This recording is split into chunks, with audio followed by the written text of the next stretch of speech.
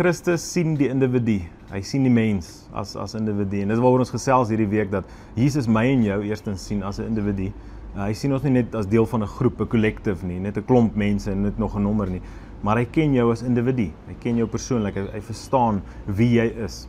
En sy begeerte is dat jy hom ook sal ken, intiem.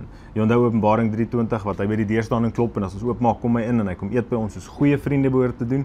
Dis daai verhouding wat hy soek. Maar Christus sien die individu. En wat belangrik is van Christus en van God self is, hy kyk anders wanneer hy na mense kyk. Ek en jy, wanneer ons na mense kyk, en ek wens ons wil ophou om dit te doen, maar ons is veral in die tyd wat ons nou inleef, is ons baie hard op die uiterlike. Ek sien kommentare wat mense maak op sosiale platforms oor mense, oor hoe hulle lyk, en soms is dit iets wat iemand nou nie kan verander nie.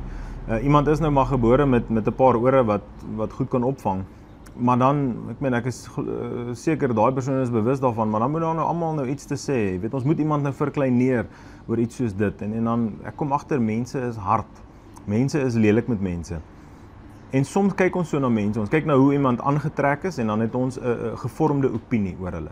Ons kyk na wat iemand ry, en dan dink ons weet wie hulle is, of wat hulle doen, of ons hoor wat se werk mense doen, en dan dink ons weet wie hulle is. En dankie tog dat die Here nie so kyk nie, en dat ek en jy as gelowige 'n ander ingesteldheid het in hierdie opsig as dit van die wêreld. Nou, in 1 Samuel 16, gaan Samuel na die huis van Dawid toe om hom te salf as koning, en dan roep hy die verhaal, jy onthou dat hy roep al Dawid se pa se seuns, en dan wanneer hy aan die einde kom, dan sê hy, maar daar's niemand hoor nie. En dan roep hulle vir Dawid, en hy's nog jonk, en hy's 'n klein seun, hy's onwaarskynlik, hy's 'n onwaarskynlike individu, hy's daar in die veld, hy pas skape op. Maar dan hoor, wat sê die Here hierso vir Samuel? In 1 Samuel 16 vers 7, hy sê, maar die Here sê vir Samuel, moenie kyk hoe hy lyk, of hoe groot hy is nie. Ek wil hom nie hê nie. Dis nie wat 'n mens kan sien wat tel nie. Mense kyk na iemand se buitekant. Ek, die Here, kyk na 'n mens se hart. Wow, wanneer laas het ek en jy bietjie verby die uiterlike gekyk? En ek moet vir jou sê, en dis maar die wonderlike ding soms van bediening ook, is ek kry die geleentheid om verby die uiterlike te sien. En soms daag mense op, en dink ek, sjoe, maar ek wil vir jou sê, ek het 'n paar pelle, en van hulle is daar van Johannesburg af, van hulle is daar van Vanderbijl af, as hulle hierdie video kyk, hoop ek smile hulle, maar is klomp Willeseuns, hulle het klomp tattoos, en klomp grove manne, is ouens wat jy nou nie noodwendig met verkeerd opvryf nie.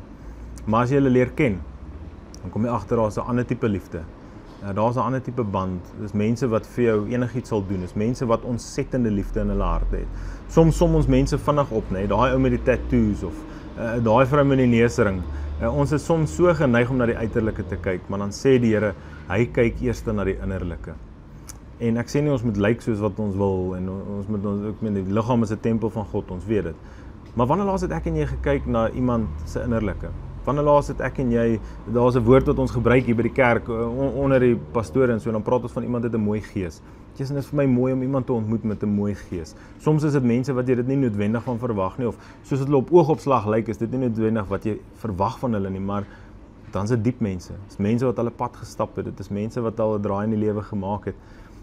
En dan is dit vir my so mooi om te sien dat mense het 'n mooi gees. En ek wil vir jou sê, ek en jy moet kyk soos wat Christus kyk.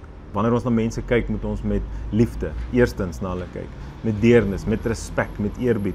Dit is een van God se skepsels. Maandag het ek vir jou gesê dat God het die mens in sy ewebeeld geskep. Hy sit iets van homself in die mens. En daarom wanneer ons na mense kyk, moet ons tog God ook kan sien. Die manier hoe hy na mense kyk is met liefde.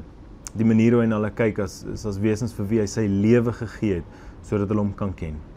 En saam met hom 'n pad kan stap en ewige lewe kan hê. Hoe kyk ek en jy na mense? Sien ons die uiterlike? Sien ons dit wat op die oppervlak is?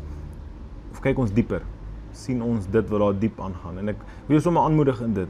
Hê diep gesprekke. Ek voel ons het oppervlakkige gesprekke, veral as Afrikaners. Ek voel ons het miskien 10 goed waaroor ons gesels, maar het jy diep gesprekke met mense? Vra jy vir mense hoe hulle die Here dien? Wat beleef hulle? Wat maak hulle bang? Waarna sien hulle die meeste uit? Waarna streef hulle? Wat is hulle doel volgens hulle in die lewe? Het ons die diep gesprekke, gesels ons oor hierdie goed met mense. Maar kan ek en jy dieper kyk, met liefde na mense, soos wat God na my en jou ook kyk, as individu. Dankie dat jy saam met ons gereis het hierdie week, dit is lekker sien jy Sondag by die kerk, en soos altyd, as jy enige gebedsversoeke het, of boodskappe of so, sit dit vir ons op, en ons kom by jou uit, en ons bid graag saam met jou. Mag Here jou seën, en mag jy 'n wonderlike naweek hê.